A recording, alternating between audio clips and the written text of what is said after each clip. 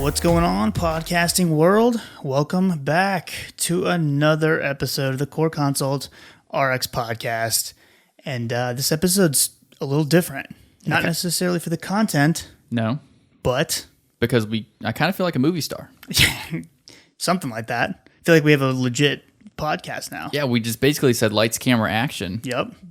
We even did the whole clapper thing so we can sync up the audio and video. We did. We got multiple camera angles going for the first time. We've been talking about this for like 17 years now. We do. We have a producer who's not fake like Steve, the old producer. He's a real life person. He is. AJ, you guys have all met AJ before on the podcast a couple times.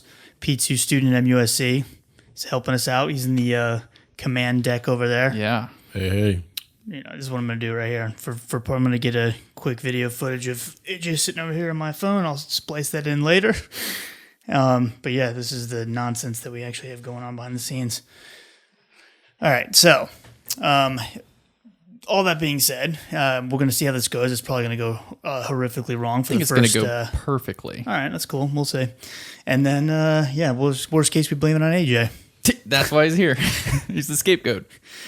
So last week, we did medications that, we need to either watch out for or utilize during pregnancy, like preferred medications. So we're going to keep the women's health subject going. Yeah, we're going to stay consistent instead of bouncing around to some random other disease state, which is fine. Yeah, and in reality, in full disclosure, it's because this is the section we're doing for my PA students, and I'm lazy. So there you go. We got content. And it's fresh in your brain, so it's borderline fresh in my brain. We're gonna spill it all out of your brain into everybody else's brain. Yeah, and hopefully we won't lose all of our listeners in the process. So yeah, we're talking about hormonal contraception. Yep. Right. So we're gonna walk you through a little bit of the menstrual cycle stuff, just so you have a baseline idea of where we are acting and what we are affecting, and then we're gonna tell you some stuff about the different types of hormonal contraception, some side effects, and what options we have, and what's good and what's bad. In what situation? Absolutely. And all the things. Kind of go through even some of the new kids in the block, too. Make sure we catch on that. Mm-hmm. So as far as kind of reviewing through the menstrual cycle, we're going to go fairly quick through this. But on average, menstrual cycle takes around 28 days. Some are shorter, some are longer. But basically you have two sort of main phases with one kind of midpoint that known as ovulation. And so the first half is going to be the follicular phase. Second half after ovulation is going to be the luteal phase. So during the follicular phase, that's where your follicle stimulating hormone begins to start to rise over time over those first few days. So really days 1 through 4, they start to go up. And that's where we're kind of getting the small group of follicles that are eventually going to have the dominant follicle that's going to be responsible for releasing the oocyte. And so as time kind of progresses, those two hormones are kind of moving, the concentrations are increasing, and at the same time, estrogen and progesterone, which are kind of laying low, so to speak, are starting to gain a little bit of traction, if you will. And so once that dominant follicle is going to basically develop this estradiol, which is then going to lead to a negative feedback on the hypothalamic secretion of gonadotropin-releasing hormone, as well as the pituitary secretion of follicle-stimulating hormone. And so that's what's going to kind of start bringing those levels back down. And then the rest of the follicles that are not considered to be, the dominant follicle that has the oocyte are going to be kind of broken down and gotten rid of. And from there, as the estradiol levels start to continue to stay elevated, we're going to get this mid-cycle luteinizing hormone surge, where we get this sudden spike in luteinizing hormone. That's going to kind of stimulate the final stages of follicular maturation and eventually lead into ovulation. And that follicular rupture is then going to sort of release that oocyte. And then that's going to travel to the fallopian tube, where hopefully it can undergo fertilization and implantation eventually with an embryo. But the luteal phase, when we start talking about like contraception and whatnot, that's usually where we have a little bit more elevated levels of progesterone and estrogen, and then basically we're tricking the body, so to speak, into keeping it kind of in that phase, or at least it thinks it's in that phase, so that it's not actually undergoing ovulation. And then we use the placebo if it's the combination, to kind of allow the menstrual cycle to restart. Menses is, once that's done, you just keep on going through the pattern, but that actually, or at least the idea is to not actually be able to have ovulation and become pregnant. And as we go through it, some of these birth controls are continuous or every 3 months, to where you only have a menstrual cycle every 3 months or every year or never. And you'll probably commonly get a question as to whether that's safe. And some people might be concerned that it's just increasing the lining and that they might have a really heavy period after they come off of it or something like that. But that's not the case. And it's because it stops it effectively in this phase. So it's not dangerous to not have a menstrual cycle. Yes, it is an interesting kind of debate, though, because I even hear some OBs and stuff still recommending to have one just to have off of on occasion or every month. They say like every 3 months or so, every 3 or 4. But just even then, like you ask them like a reasoning or data behind it. It's at least the ones I've talked to are kind of like, I just feel like we shouldn't be just not having one ever. I'm sure that there's some unknown. Yeah. And so just to be safe, you would rather have something be what you might consider natural. I get that. Yeah. Yeah, for sure. Yeah. So when we are talking about oral contraceptives, typically we are thinking of the combination products of estrogen as well as a progestin, which is just a synthetic form of progesterone. So it's usually a combination of the two, but really kind of the workhorse of the group is the progestin. So it's going to have all kinds of different sort of mechanisms at play here to kind of prevent pregnancy. So it's going to basically thicken some of that cervical mucus. That's going to prevent sperm penetration. It's going to slow tubule motility. It's going to delay sperm transport. It's going to help sort of induce endometrial atrophy. It's also going to block that luteinizing hormone surge and then basically inhibit ovulation from there. Whereas estrogen does have a supportive role, if you will, where it's kind of helping to suppress follicle-stimulating hormone release from the pituitary. And so that may kind of contribute to the blocking of that luteinizing hormone surge as well. But its kind of primary role is to sort of stabilize that endometrial lining and provide like kind of a controlled cycle to keep everything kind of moving the way it's physiologically intended.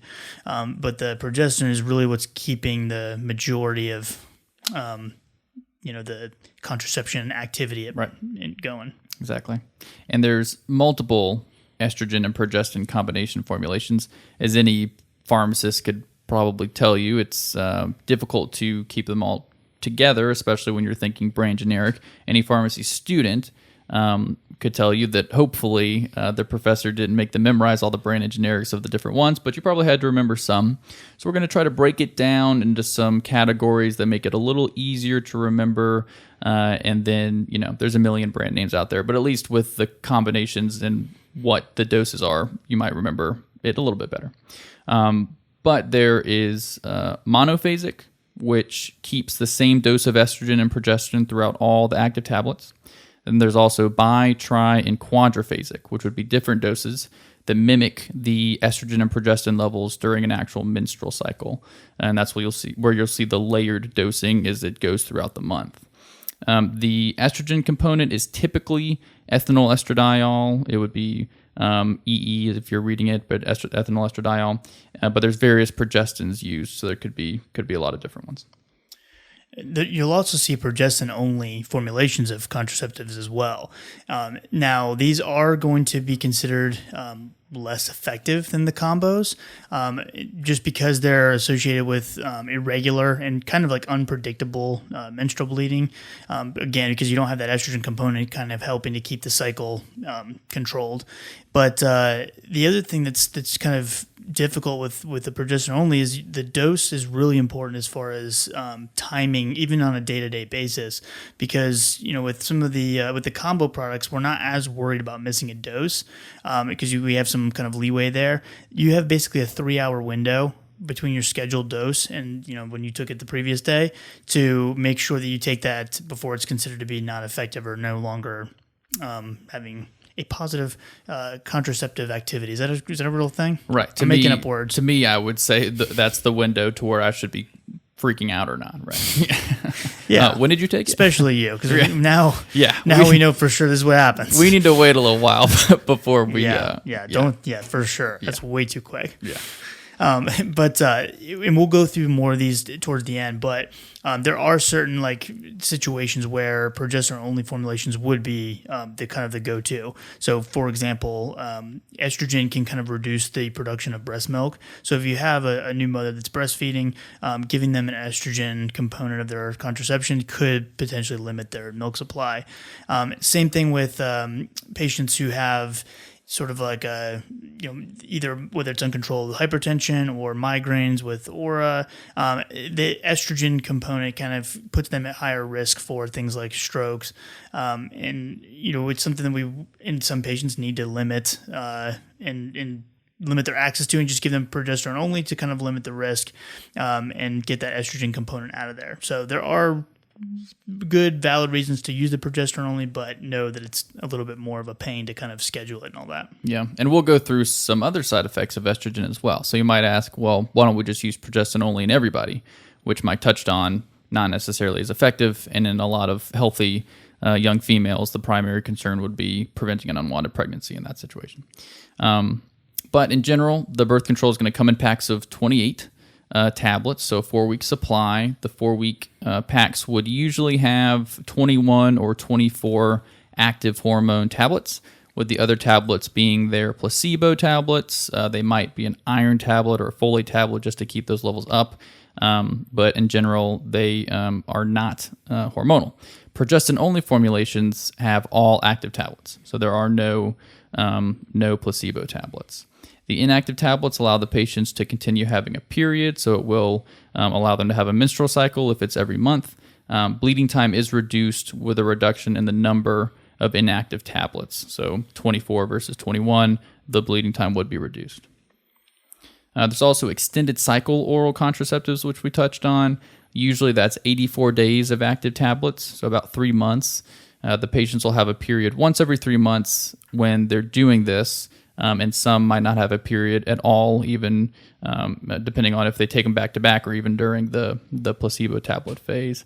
Continuous use can potentially make it difficult to tell if a woman became pregnant. So that's a concern that a lot of people might have. They want to have a menstrual cycle once in a blue moon, maybe once every 3 months, to know that they're not pregnant. Otherwise, they may just be wondering, and there can be some anxiety associated with that. Breakthrough bleeding, which they may call spotting, typically occurs with continuous contraception, but usually resolves after 3 to 6 months of continuous use. So, adverse effects of estrogen. Cole said, obviously, there's more to it than what we already mentioned, but some common adverse effects, things that we would kind of expect and can probably deal with, things like breast tenderness or breast fullness, as well as some nausea or bloating, maybe a little bit of weight gain, but then also hypertension is a concern as well. So you're going to get approximately like a 6 to 8 millimeters of mercury increase in your systolic blood pressure just by being on an estrogen product. So if you have somebody who is already dealing with uncontrolled hypertension or has cardiovascular disease, then we got to be real careful with that. Now, you may have a patient that's talking, or telling you that they're having some breakthrough bleeding or some quote unquote spotting, but that's not necessarily like an adverse effect as much as it is with your body kind of starting to get back onto a cycle again. And so a lot of times we can kind of control that with just the straight estrogen dosing itself. However, we do want to wait about 3 months before we start switching to either a different formulation or dose, because we want to give it time to kind of the body to kind of sort of like get back on its normal cycle, regulate again. Because if we change too quickly, we may never be able to kind of get everything back in homeostasis again. So now we come to like some of the more severe adverse effects. That's something that is a lot of people will have discussed, and I remember even hearing about this when I was in high school and stuff like that. But they do carry a black box warning for increased risk of thrombosis, meaning DVT or VTE. Also, ischemic thrombosis, so like an MI or a stroke. Basically, estrogen is going to increase the hepatic production of various clotting factors, including factor 10 and factor 7. Fibrinogen, things like that. And it's going to increase the risk of having a thromboembolic event. And if there is some sort of like underlying hypercoagulable disease state that's happening as well, then that puts the patient at that much more risk.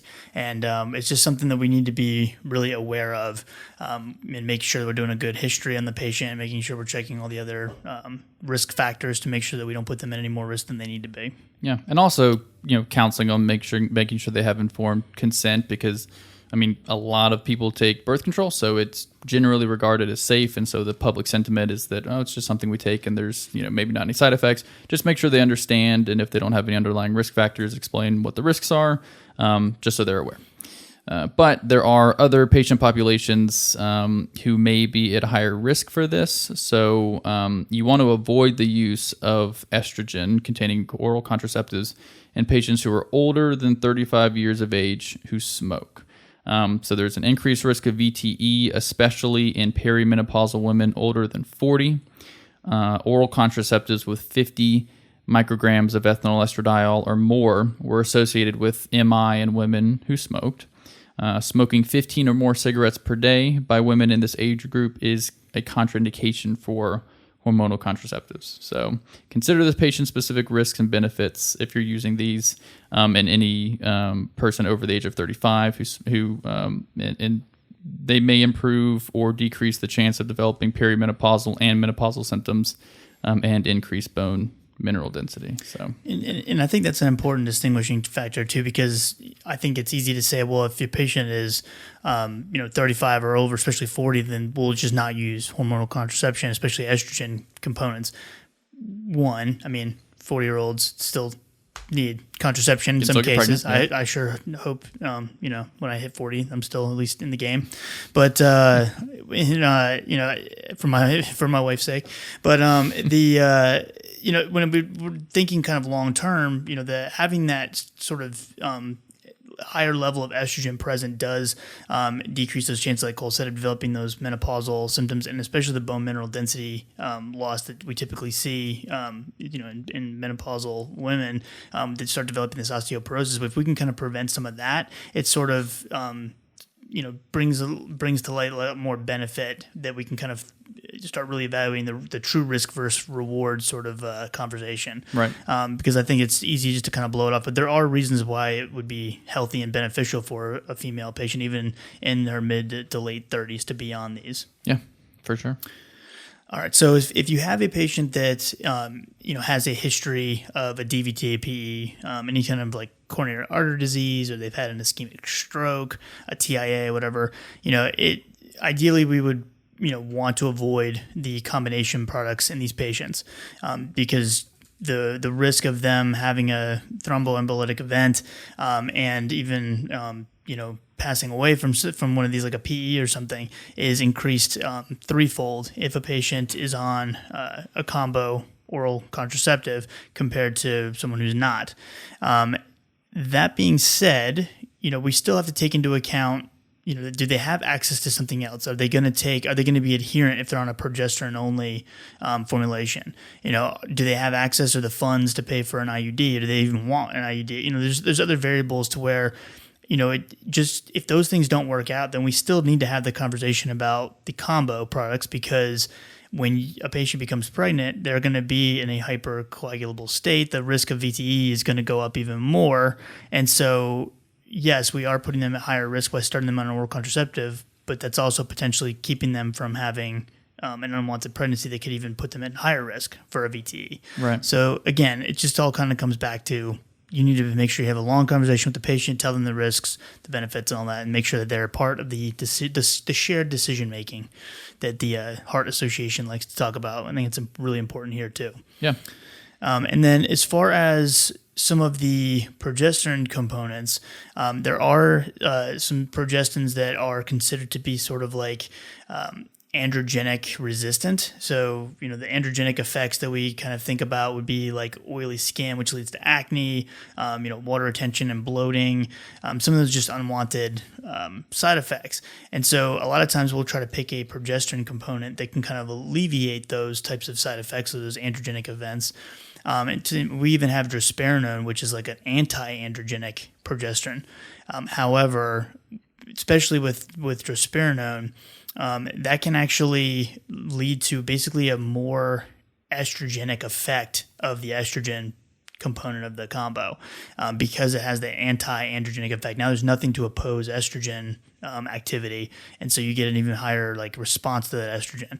It also can kind of increase the resistance to our natural anticoagulant effects, so things like activated protein C, protein S, antithrombin, and it can kind of limit those as well. That can kind of help alleviate the risk of VTE.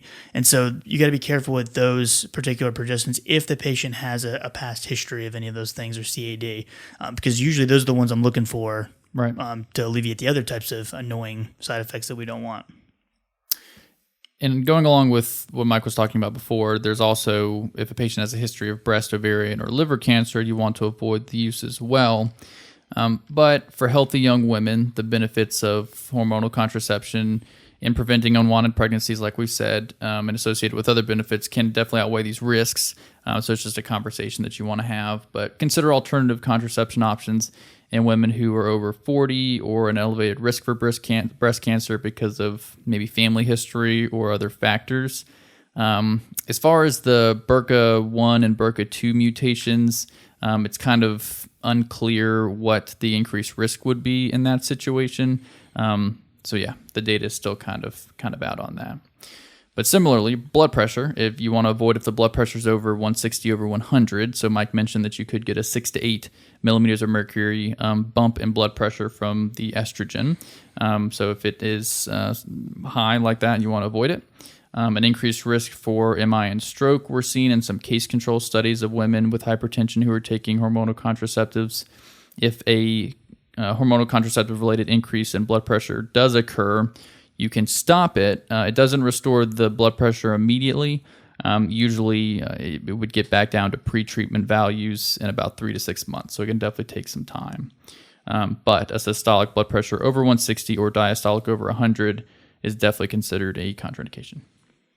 And, when you're kind of going through all these different risks with a patient, it's going to be important to tell them some of the signs and things to watch out for. Because if we're thinking about if we're treating hypertension or diabetes or something, those patients are going to be following up with us every 3 months, potentially, maybe even more. And then at least every 6 months after that. These patients may not come back for another year or two. And so, making sure that you're educating the patient on signs and symptoms to look for that could be indicative of a really serious emergency event, telling them to watch for tenderness or swelling, warmth in the legs, or especially one leg, any sort of slurred speech, any severe pains in the chest or left arm or neck. They can kind of be maybe early signs of an MI. Loss of vision could be retinal artery thrombosis. Same with hemorrhagic stroke, where you get this unilateral numbness or the slurring of the speech. So just making sure that patients are aware of what to kind of watch out for, so that if they know what to watch out for, they're going to be a lot more keened in when they do start noticing something's wrong. And while the progestin adverse effects may be more mild, there definitely are some adverse effects versus estradiol. So some that you might see: breast tenderness, similar to estradiol, headache, fatigue, mood changes. With the injectable medroxyprogesterone, you can see bone mineral density decline in some of those patients. But just like with estradiol, spotting is not an adverse effect. It's something that can usually be controlled with the estrogen dosing. So let's talk through some examples. So Cole earlier mentioned monophasic combo products, and so just to name a couple, we have things like Microgestin FE 120. So basically, the FE is showing you that the iron tablets are what makes up the 7 placebo tablets. The 1 and the 20 is just the dosing, 1 norethindrone and 20 micrograms of the ethinyl estradiol, versus like the low estrin 24. So that one's only going to have 4 inactive tablets. So we would expect to have shorter periods on that one. They also have a form of iron, ferrous fumarate, which makes up those 4 placebo. But the doses stay the same the whole pack. So they may have less tablets and whatnot, but the actual dose is going to be the same. Whereas like the triphasic, the estrogen dose will stay the same, but the norgestimate dose is going to start to slowly creep up over the weeks until we hit week 4, where it's the placebos, and then we start back over. So it kind of follows the same pattern as natural physiologic menstrual cycle. But the quadriphasic is the one that's really unique, and this is one that I always think of if I have a patient who has access to this, insurance or what have you. The quadriphasic is like the most realistic, physiologically realistic sort of contraception that we have as far as the way that the hormones change. Because this one actually has estradiol valerate in there, and that dose will start to slowly decrease over the weeks, and then the progestin will start to increase. And so that one's the most realistic. And so if you have a patient that's got like really like heavy menstrual bleeding for like a menstrual related disorder, then that quadriphasic, the Natesia, would be a good option to go with. And then there's the extended cycles or continuous birth controls. So you've probably heard of Seasonique. There's also Amethia Low, but the progestin component of those is Levonorgestrel. So they have 84 days of active tablets with 7 days of placebo. So they're going to have a menstrual cycle every 3 months. With continuous, it just means they don't have any placebos. So Amethyst would be one. It also has Levonorgestrel as the progestin, but they just come in a singular pack or a pack of 3, 28 days of active drug, no placebo, no break, and so no menstrual cycle. There's also the patch. So you've probably heard of the Xulane patch or the Ortho-Evra patch. The progestin component of those is norelgestromin. But there are some specifics with the patches. You want to apply one patch once a week for 3 weeks. Then you just take it off for a week, and you have a menstrual cycle. So just instead of taking placebo tablets, you have a patch-free week. It will actually provide higher systemic estrogen exposure versus the tablet form, which is interesting. You want to avoid in patients with risk factors for clots. And if the patch falls off for more than 24 hours during the 3 weeks, or if you have a no-patch interval that lasts more than 7 days, you'd want to recommend using backup contraception. So you may get some questions like that in the pharmacy if the patient has had a patch fall off or they just forgot to put it back on after their 7-day no patch period. And that's something that always surprises me, is the concentration in the patch is actually potentially higher systemically than taken orally. I guess first pass metabolism does a number on the estrogen, and you would think generally, it would not be. But I guess at first I was like, that's probably the only thing that I can think of that would be like that, and then I'm like, oh, fentanyl. Yeah, that's not very potent at all orally, but that patch will do a number on you. Though you hear of people putting those things on their tongues. The patch, I mean, that's insanity. That's insanity. Yeah, I can't even. I mean, there's people that have had. For Consult RX does not recommend that. No, please don't. Don't put the birth control patch on your tongue either. Yes. Don't put any patches on your tongue. Just keep patches on your skin. What are you, a maniac? I know. Okay, it's a service announcement from us. Yeah. Thanks, Cole. You're welcome.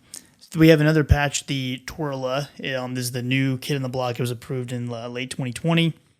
So it is another just transdermal contraceptive patch. Same kind of thing where you wear one patch each week for 3 weeks, and then you leave the patch off.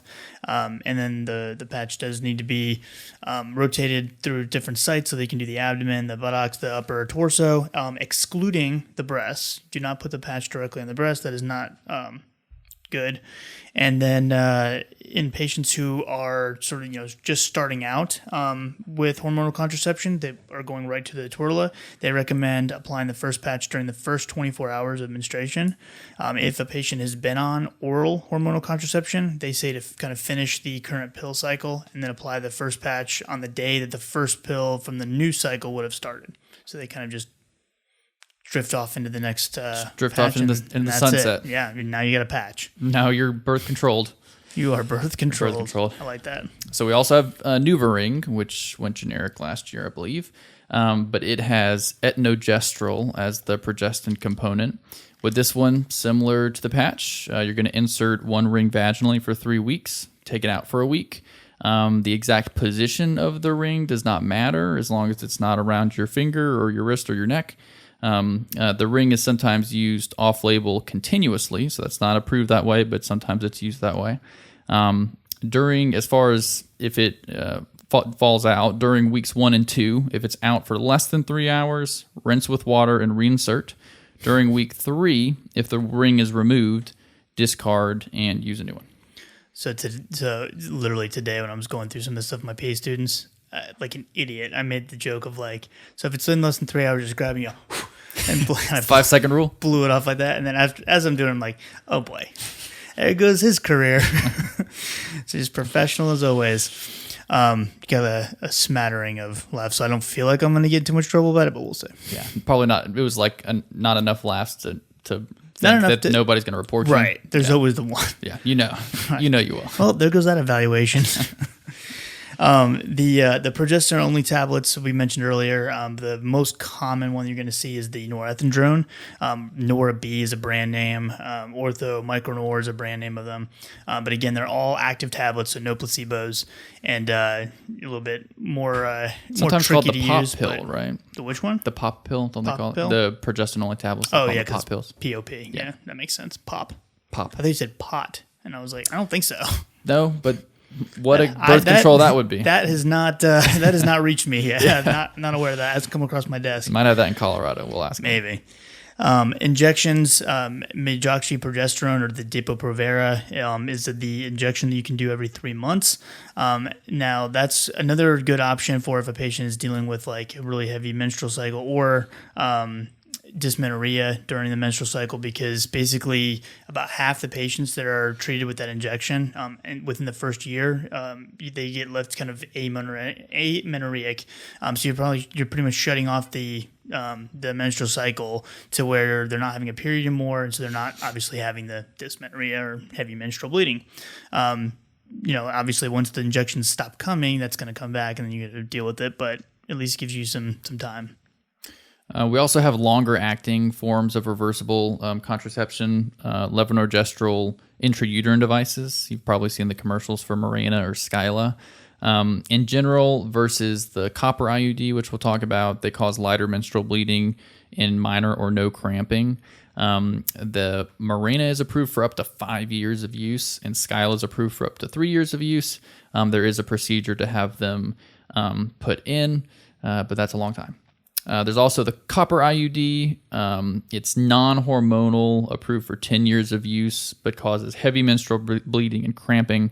There's also a subdermal implant, Nexplanon. It's like the little bars that they'll get implanted in their upper arm, and it can release progestin for 3 years. And I've heard some not great stories about it. Yeah. Recently, about like some issues with it just being implanted and removing and that sort of thing. Interestingly, I think I'd rather. But it's very popular right now, actually. Yeah, well, we have them at our clinic. We do all those. We do all the IUDs and the Paragard and all that stuff. I say we. I was about to say, you do them? I don't do it. No, definitely don't. I'm not qualified. No, but our women's health nurse practitioner does, and then we have an OBGYN there as well. Yeah. But all right, let's talk about some of the kind of patient-specific conditions that would maybe push us in one direction or the other amongst all these products. So I mentioned this one earlier, but breastfeeding. So if the patient is, a new mother that's breastfeeding, you want to make sure that she's got adequate milk supply. Use progesterone only, or a non-hormonal. The Paragard is going to be totally fine as well, but the estrogen itself can lower the amount of breast milk. If the patient is having breakthrough bleeding or spotting, if it's happening early or mid-cycle, then we want to kind of target the estrogen dose and bump that up a little bit. So increase that estrogen dose. However, if the spotting is happening later in the cycle, then we probably want to go ahead and increase the progestin dose to kind of take care of that. So again, not a necessarily adverse effect, but it kind of can help get that cycle back sort of regulated again. If a patient is dealing with, acne, or even just oily skin, which can then lead to acne, we do want to kind of provide them with a progestin that has lower androgenic activity, so that we don't get that same amount of sebum production and all that. And then we also have one, like we mentioned earlier, that's got no androgenic activity or anti-androgenic, which is the drospirenone, so the one that's in like Yaz and some of those other ones, Biaz. And similarly, you would want to use a drospirenone-containing product if patient has fluid retention or bloating, because it can actually have some potassium-sparing diuretic properties. So you might get a little bit of that fluid off. If they have heavy menstrual bleeding, you may want to use the quadriphasic, like Mike talked about, with it mimicking the natural hormone release a little bit better, like Natasha. Almost said Natasha, but I didn't. So It's a generic. Yeah. Can also consider four placebo pill formulations or a continuous extended version of the birth control. If a patient has hypertension, they should use a progestin only, like we said, or a non-hormonal if the blood pressure is uncontrolled. And postpartum, patients are at higher risk for VTE, so combination products should be avoided in the first 3 weeks. Avoid them for the first 6 weeks if the patient is considered high risk. And then use progestin only or a non-hormonal option. And then if they're breastfeeding postpartum, of course, we talked about using the progestin only as well in that situation. Nausea can happen, possibly decrease the estrogen dose, because that's definitely a side effect of estrogen. Advise the patients to take it at night or maybe with food if possible, or consider a progestin only or the vaginal ring or a non-hormonal option if nausea is an issue. If you have a patient who is, overweight or obese, who's requesting the patch, make sure that you let them know that it is going to be less effective in women that are weighing more than 198 pounds. The other kind of caveat to that is if you have a patient who is trying to lose weight or at least keep their weight stable, and they're asking about the injectable medroxyprogesterone depot, that one will kind of increase the likelihood of retaining and even gaining weight. And so that one can make it a little bit harder to kind of progress with that weight loss. Migraines we already mentioned, but if the patient has a migraine with an aura, then progesterone only or non-hormonal. However, if it's migraine without an aura, then we can really use whatever method we see fit. So as far as initiating therapy, not as simple as you'd think, but there's a few different ways you can do it. But it typically takes 7 days of taking the oral contraceptive for it to become effective. So make sure you counsel on that and using backup contraception. There is the quick start method. So you would start the medication immediately, use backup contraception for at least 7 days, and that's the quick start. There's the Sunday start method, which personally I like because I like knowing what day of the week I've started, and then it just keeps going from there. But you would take the first dose on Sunday after the onset of menstruation. So they start their menstrual cycle. The next Sunday, you start the medication. You still use backup contraception for at least 7 days, used in order for the menstruation to occur during the week and be complete before the following weekend. So it's just a bit of a convenience. Additionally, patients could be started on their first day of menses. So if it started within the first 5 days of menstrual bleeding, you don't necessarily have to use backup contraception. If it's past the first 5 days, use backup for 7 days. But it can be started on the first day of menses. With the progestin only, nice and easy, begin anytime, but still use backup contraception for 48 hours. So not quite the full 7, but if it's progestin only, you still want 2 days of backup contraception. Let's see. What else do you want to go through? That you did the initiating therapy. Yep. Let's talk real quick about some missed doses. So, there's different kind of schools of thought and different directions and whatnot, but kind of standard instructions from the CDC. And if the package insert's available, great on individual products. But the general rule of thumb is if you have a combo product, then you miss one dose. You want to take that missed dose as soon as possible. Then you kind of want to just continue with normal schedule, but you don't need a backup method. But it wouldn't hurt to use it if you wanted to. There you go. Cole says use one. That's me after just having a baby. That was planned, by the way. Good job, Cole. It was. If you have 2 missed doses, so basically 48 hours or more since the last dose, then take the missed dose as soon as possible, then continue on the normal schedule. If the patient is in week 3 of the cycle, then skip the placebos and basically begin the next set of tablets. And you do want to use a backup method for 7 days during that process. And then if you have had unprotected sex within the last 5 days, maybe consider emergency contraception. So, drug interactions are a significant thing to be aware of, especially because so many people have birth control on their medication profile. It's an easy thing to overlook, but there are some that you want to definitely be aware of decreasing the effectiveness of birth control. So, rifampin would be one. It's not a super common drug, but it is a strong inducer. So, patients need to use a backup method while taking rifampin and for 6 weeks after. Some more common drugs would be anticonvulsants like carbamazepine, oxcarbamazepine, phenytoin, Topamax, lamotrigine. All can decrease the effectiveness of birth control, so counsel to use backup contraception. OTC products like St. John's wort, which is generally just has a lot of drug interactions. That would be one. Must be taken at least 1 hour prior to a Byetta injection. So the GLP-1 exenatide, if you're going to inject that, you need to take the birth control at least 1 hour before.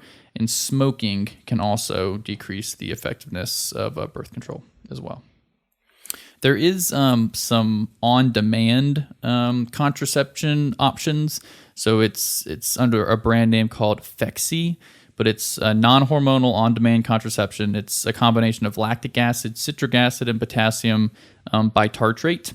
It maintains vaginal pH in an acidic range and decreases sperm motility.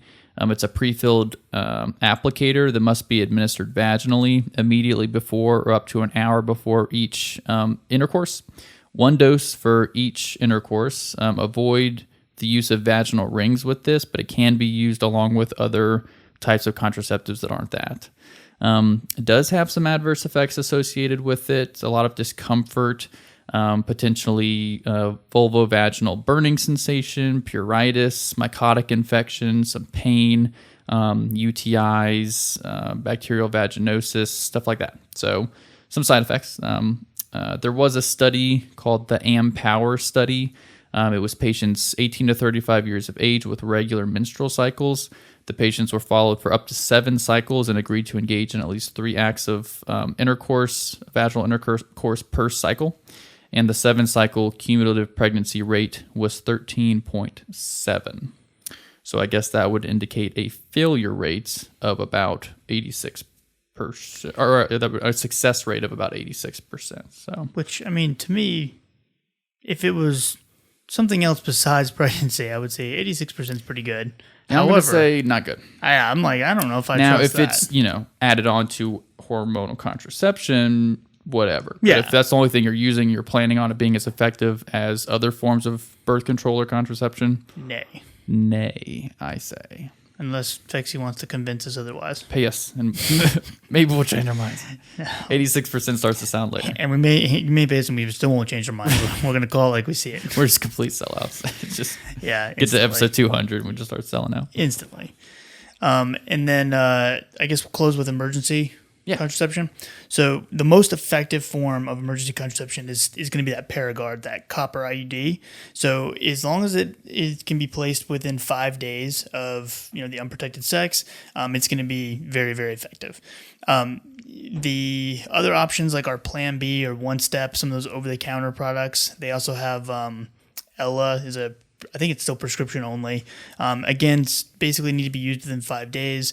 However, the effectiveness is sort of diminishing over time, so you want to take it as soon as possible. So don't wait 5 days if you don't have to. Around 6% of women that take one of the Plan Bs or one step will experience some vomiting. And so if vomiting occurs within 2 hours of taking the medication, consider a repeat dose because you may not have absorbed enough of the medication. There's also kind of strategies for sort of doubling or tripling or more of your standard birth control if you need emergency contraception. We're not going to go into that now. However, one of my students just sent me a link from I believe it was Princeton University site that had like several different like dosing strategies for that based on the products and stuff. So it's in an email. I saw it just a minute ago. So Cole was talking. So I'm gonna I'll link it in the show notes if as long as the link comes out like I think it will. So I'll put that in there too in case you're curious about that. But we won't go into all that because that's more expert opinion. Anything else, Cole? That's all I got. I'm excited to see what the video looks like, though. I'm terrified. I forgot to change the battery on one of the cameras, so right off the bat, I screwed that up. So Classic. Ruined first shooting. Classic. No, I think it's going to be good. No, I hate it. Okay. Tear everything down, start over. AJ, order all new stuff. Put it on Cole's credit card. All right, guys. Thank you so much for listening. I hope you guys are still liking the podcast. If you have any suggestions or topic ideas or guest ideas, anything like that, or you want to be a guest, make sure you hit us up and send us an email. You can reach us on any of the social media platforms. Send us a DM or whatever. You can reach us through our texting platform. The number will be in the show notes, but it's 415-943-6116. Send us a text and we'll respond as quick as we can to that. Just really appreciate you guys taking the time to always listen to us, and we really appreciate the support, and we will see you next time. Have a good one.